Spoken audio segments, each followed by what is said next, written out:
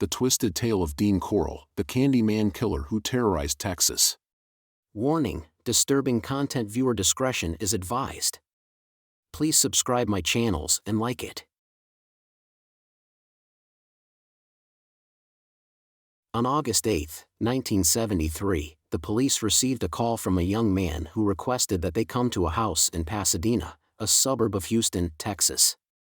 As John Godwin reports in Murder USA, The Ways We Kill Each Other, the caller, in a voice that was young and slurred, said, "Listen, y'all better come over.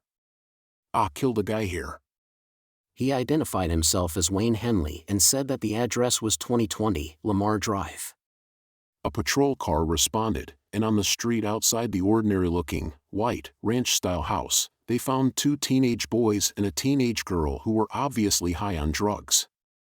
Henley identified himself as the one who called, and then led them inside. The few rooms were sparsely furnished and had a heavy, sickening smell. On the floor of the bedroom the cops found the corpse of a tall, pudgy man with sideburns that Henley said was Dean Corll. Henley said that he had shot him in self-defense 6 times, because he had feared for his life and the lives of his friends. Henley laid out the whole story for the stunned cops. It seems that Henley had met Corll about 2 years earlier, and Corll had given him money, food, a place to stay, marijuana, and plenty of other drugs.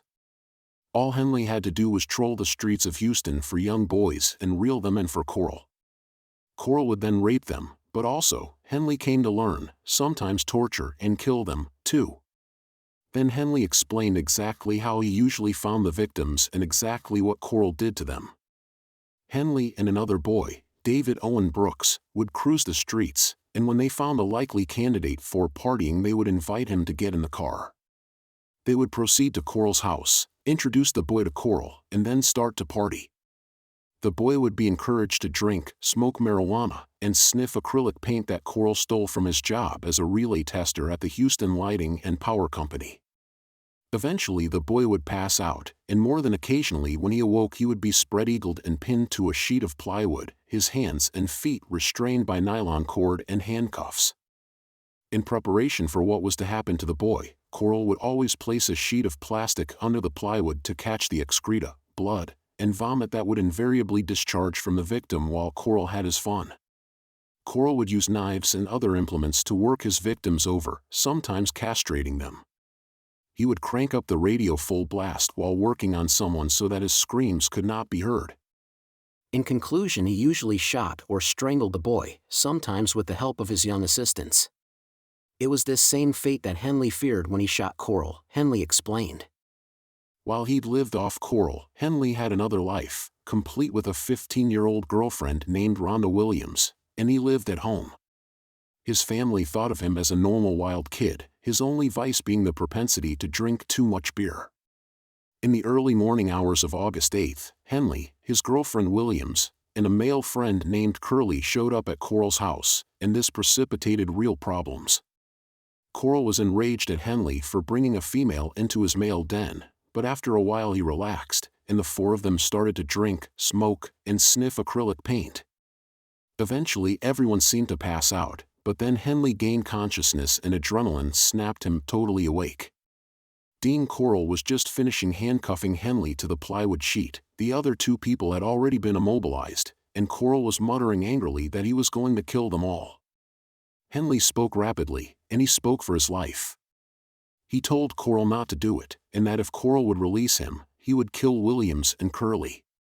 This appealed to Corll. "Okay," said Corll. "I'll take the guy and you take the chick." Corll released Henley, who immediately grabbed Corll's .22 caliber pistol and shot Corll 6 times. Then he called the police. When the police asked Henley how many people Corll had killed, his answer floored them: 30, I think. The police asked Henley whether he knew where the bodies were, and Henley said he thought they were under the floor of a rented boat shack at Southeast Boat Storage, which was about 10 miles south of the city proper near the power company. Henley led detectives and 4 convicts, who were to do the digging, to the shack, one of a number of metal storage units about 34 feet long and deep enough to handle large boats. The floor was earthen, and Henley said that after Corll buried the bodies there he poured crushed limestone over them to destroy them. the trek to the boat shack had attracted the attention of the media, and they arrived in force: newspaper reporters, magazine writers, and television reporters, complete with their equipment. It was a media circus. The digging began, and it wasn't long before things started to show up: a random sneaker, a watch, some money. Then the first body was unearthed.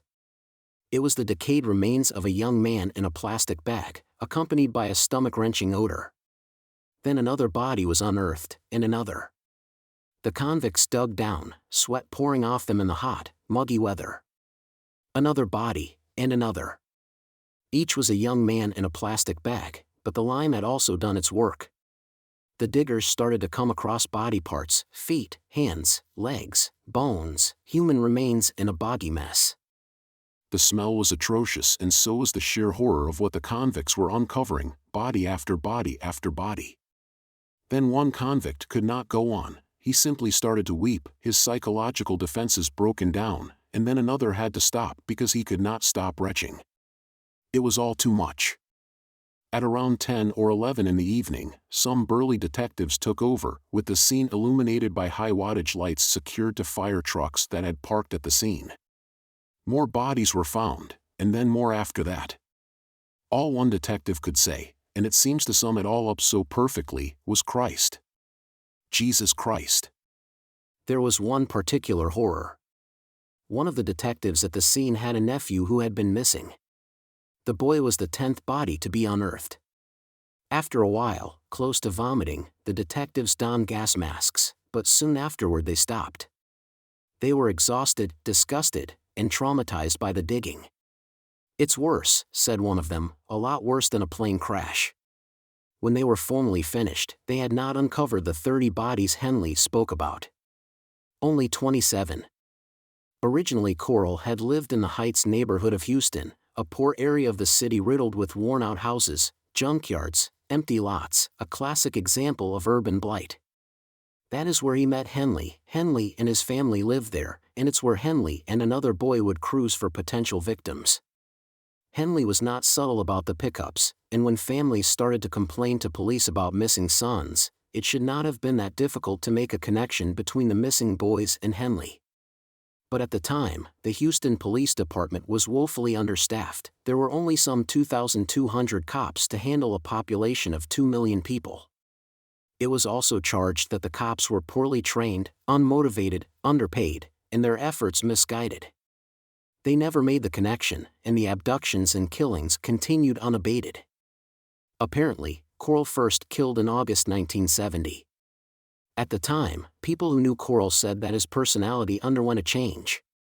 Before 1970, he was described as a hard-working man. He worked at the power company and at a candy company he and his mother owned, with very little outward expression of emotion.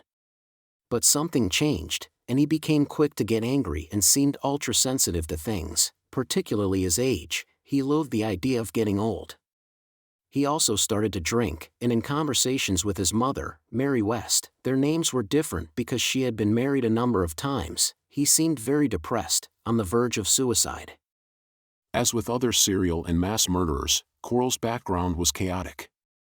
He was born in Waynesdale, Indiana, on Christmas Eve in 1939. At the time, his parents, Mary and Arnold Corll, were 24 years old.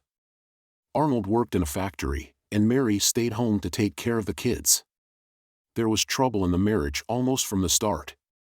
One of the problems, West said, was that Arnold didn't like or appreciate kids. He was distant from Dean and his younger brother, Stanley.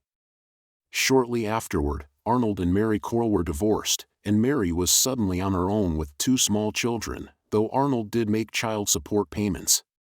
Mary Corll went out to work, and a variety of people took care of Dean and his brother. Sometimes they even took care of themselves.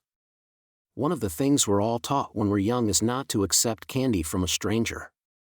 Too bad Dean Corll's victims didn't follow this advice. He often gave away candy to charm potential victims. When a child is left alone for long periods of time, it can be frightening and cause anger, and the child will try to scurry for safety. Psychotic people, however, build worlds that look safe and habitable and try to live in them. To do this, they might assume different identities that help them cope with the stress. And sometimes, as the Houston psychiatrist Harvey Meter said, safety can mean assuming an identity of the parent perceived as having the strongest persona. The child may not like the new identity that he or she takes on, especially if it is an identity with another gender, such as Dean adopting the identity of his mother. Indeed, unconsciously the child may loathe the identity. This may well have been the case with Dean Corll. Consciously he loved interaction with young boys, but unconsciously he loathed it. It frightened and diminished him. And the way to handle that, in the psychotic mind, says Meter, is to kill it. And he did, at least 27 times. And you couldn't find a Houston cop who will say that there aren't more bodies buried somewhere else.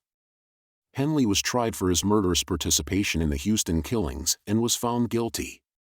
He was sentenced to 594 years.